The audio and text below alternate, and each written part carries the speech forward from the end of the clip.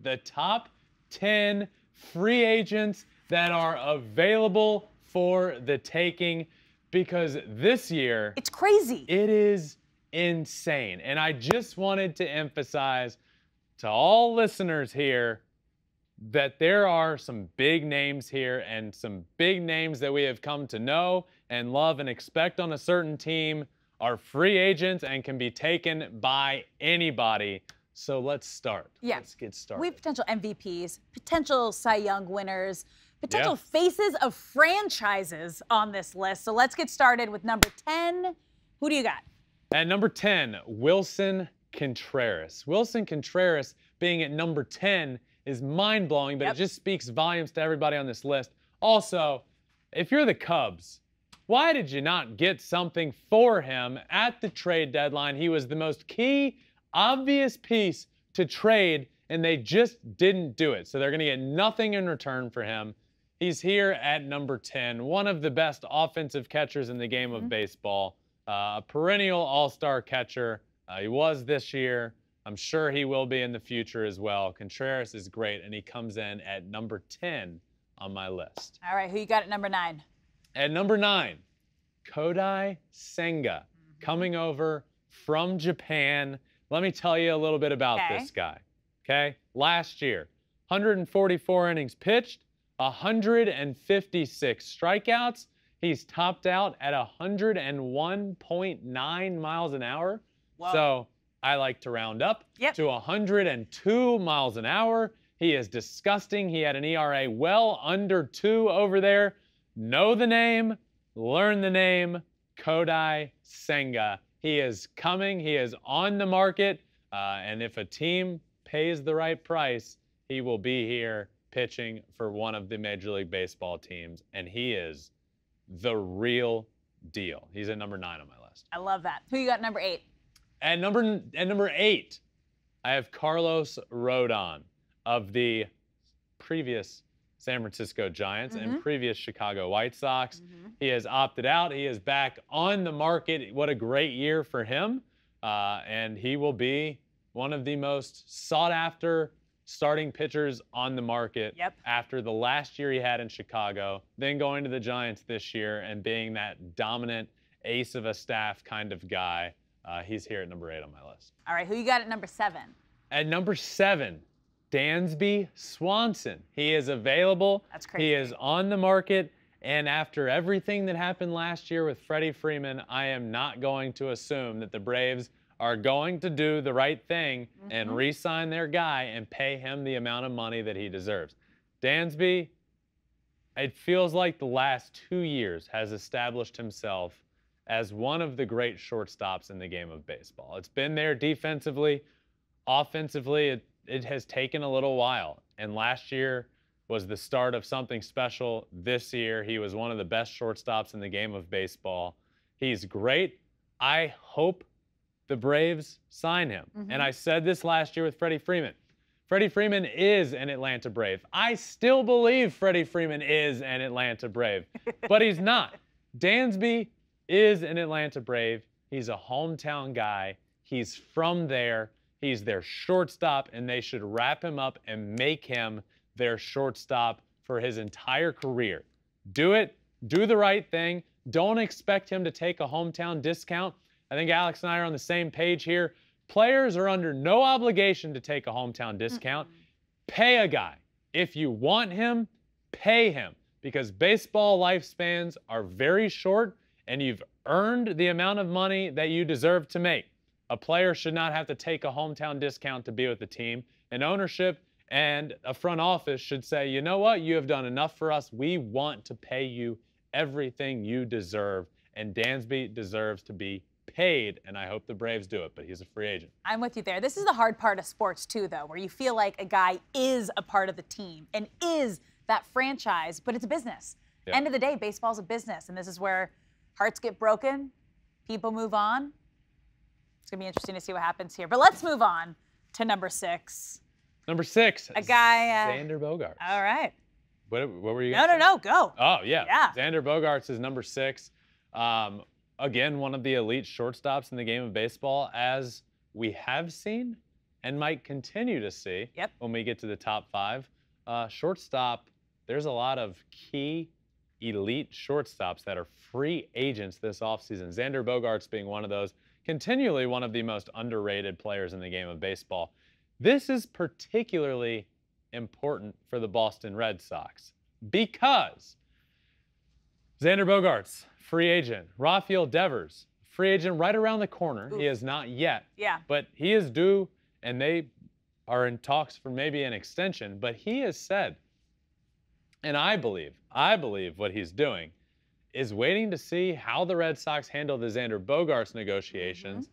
And apparently it's not going great thus far. So, look, we've seen it before with the Red Sox. I have some words for the Red Sox organization. If you have a guy like Mookie Betts on your team that can win an MVPs, pay the man. Make him your guy. If you have a guy like Xander Bogaerts, Rafael Devers, pay the man. Wrap him up. That's a great core, I think. Imagine if they had Mookie Betts, Xander Bogaerts, and Rafael Devers. Could be unstoppable. Pretty good core. But no, they let Mookie go. They say, hey, we're only willing to pay you this amount of money. And then it turns out he's worth more than that. And then they up their price. They're a mess. And they need to figure it out. And it starts with handling Xander Bogaerts and Rafael Devers correctly. And this offseason, it starts with Xander Bogaerts being a free agent. But Boston Red Sox, figure it out. You have time to undo all of the wrongs and all the messes you've gotten yourself into. Figure it out. Re-sign your guys. It starts with Xander Bogaerts this offseason, and then it will be Rafael Devers. All right, let's get to the top 5. At number 5, it's crazy to think that, like, these guys this aren't in the top 5. Yeah. Okay, who do you have at number 5? Keeping the theme going of shortstop. Yeah, you are. Carlos Correa. Carlos Correa, who last year was, oh man, the conversation around Correa last year was, how much is he going to get paid? He could get paid $300 million over 10 years. No, he took a deal that nobody saw coming with the Minnesota Twins that left him an opt-out. And he did opt out. He again becomes a free agent, and he's again going to get a lot of money. I think this offseason is the year that we see him probably sign a longer-term deal, get it done. Last offseason, things were thrown all out of whack with the lockout and everything happening, and he didn't get the deal that we all thought he would. Carlos Correa, though not the year that we expected from him offensively, is still a stud and a leader in a clubhouse, great defensively, really good offensively. He will have a good year wherever he goes. Carlos Correa at number 5 on my list. That's nuts. All right, who you got at number 4? At number 4, Jacob deGrom. Oof. Now, Jacob deGrom is a free agent, and I have a lot of thoughts here about deGrom. Okay. Right? Jacob deGrom, when healthy, is the best pitcher, I think, in baseball. Now, he wasn't great down the stretch and had some losses in some big games, but when healthy, Jacob deGrom is probably the most dominant pitcher in baseball. When healthy is a big term here. If I'm the New York Mets, I am not overpaying to keep Jacob deGrom in New York. Interesting. I'm not doing it. Okay. I think Jacob deGrom is great and is going to be a huge asset for a team. But we've seen now over the course of the last 2-3 years that he's not out there super often. And I have some big concerns with Jacob deGrom and his arm. It feels like every time he takes the mound, you're holding your breath that he just stays healthy throughout the outing. Is that a guy that you want to pay $30-40 million a year for? It could be. Some teams will. Some teams will. And a team most definitely will. Yes. But it is a risk. Yeah. Regardless. Yes. He is a free agent. He's going to be a top acquisition for anybody. The hope is just that he stays healthy, and it is a big question mark. So I don't know who's going to do it, but somebody will be happy to have him for sure, and they are going to pay a lot of money to do it. My only point is if I'm the Mets and I'm Steve Cohen has been known to open up those pockets and just do whatever he needs to do. I'm just saying, I don't know if I would overpay to get a guy like Jacob deGrom when he hasn't been on the mound that much in the last few years. But he is dominant, he is great, and any team would be happy to have him. And guess what? If I was a GM or owner, I'd be happy to have him too. He's Jacob deGrom. All right, who you got at number 3? Moving on to number 3 on my list, Justin Verlander. He is a free agent officially as of today. We are recording this on a Thursday. He is a free agent. He has opted out. He's back on the market. And look, last year that deal he signed was, hey, we don't know what we're going to get out of you. We know the last full year you pitched, you won the Cy Young Award, right? But you haven't pitched in 2 years. What are you going to get? That's the kind of deal he signed. Yeah. Now he is back, and perhaps the last 2 full seasons that he has pitched a Cy Young winner, 2019 and 2022. I'm hopeful that happens. But pretty crazy. And I feel like because there's that gap, we're not talking about that enough. But the last full season Justin pitched prior to this season, he won the Cy Young Award. This year, he is the favorite to win the AL Cy Young Award. And he is now a free agent. Throw age out the window. By the time next year starts, Justin will be 40 years old. But guess what? He's still throwing 98. He touched 99. He had a 1.79 ERA, one of the greatest American League ERAs of all time since Pedro Martinez, and he finished like 2 outs away from passing Pedro for the best ERA. What a year. And he's on the market. What do you think? What do you think? Is there like a intuition, or like Astros come and match if someone else comes in big? I think Jim Crane does what Jim Crane.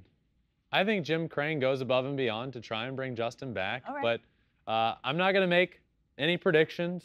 Justin and I talk about these sort of things, and so I feel like me giving a prediction would come off as like, you know, Ben has said he's doing this, or that means something. So I don't want to name any teams, but he is on the market for now his 2nd time in his career. One of the greatest to ever do it. Is going to be a big asset for a team come next year. Yep. All right. Who's at number 2? Number 2, Trea Turner. Trea Turner is on the market. This shortstop list, or wherever Trea Turner is going to end up playing. He's played center field before. He's played second base before. But in my opinion, Trea Turner wants to be a shortstop. So where does that mean he goes? I don't know. I've said before, I think he comes back to the East Coast. My prediction months ago was that Trea Turner ends up on the Philadelphia Phillies. Which would be crazy. I saw something today that said the Phillies are already big suitors in going after Trea Turner. And one, how could you not be? Yeah. But 2, I think he wants to play there. I think it's going to happen. I get it. After being there and seeing it. And how could he not be thinking that, right? I know. He was sitting on his couch watching the World Series, seeing that atmosphere that we walked away so impressed by. Like, how could you not want to play there? On a team that's really just missing a middle infielder. Like, Alec Boehm definitely improved this year at third base. Rhys Hoskins at first base. You have Bryce Harper, who will, depending on what happens with his arm, be back in the outfield. Like, the Phillies are 1 outfielder and a middle infielder away. Imagine getting Trea Turner. Insane. It'd be so awesome. But anyway, he's a free agent, and he's my number 2 free agent. Yeah, I think the Dodgers will give him something, but they got to go after pitching. And that was something we talked about into the playoffs. So it's going to be interesting. He's going to have his options opened. I think I have a slight guess. Yeah. Your number 1 is? Your guess is on point. Yeah. My number 1 top free agent is a guy that just broke the American League home run record for the New York Yankees. That's right. Aaron Judge is a free agent. It's crazy. Where is he going? If you're the Yankees and you do not sign him to a lifetime contract, you have failed miserably.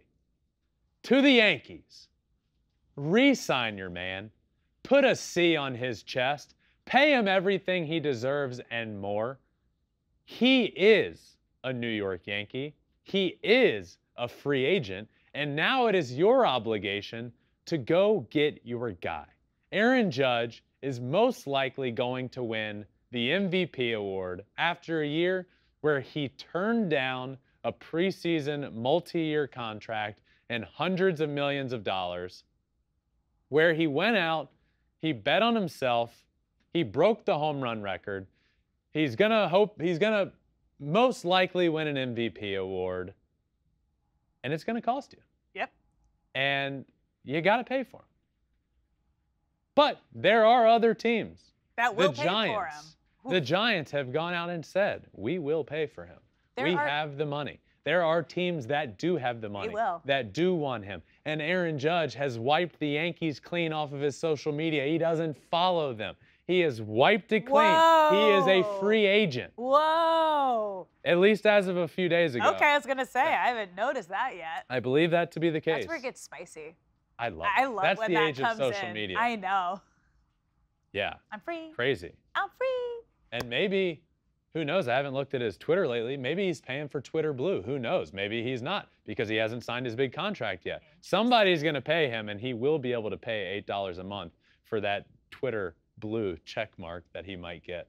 I can't believe this is the free agent list. It's nuts. And I can't believe it. But Aaron Judge is a free agent, and he rounds out my top 10 list of free agents. And there are plenty of other names that didn't make the cut. And throughout all of these shows that we're going to be doing in the offseason, we will no doubt be touching on all of the free agents and where everybody's signing. But big names like Chris Bassett is a free agent. The number 3 guy for the Mets. There's plenty of names to go around. Kershaw is a free agent.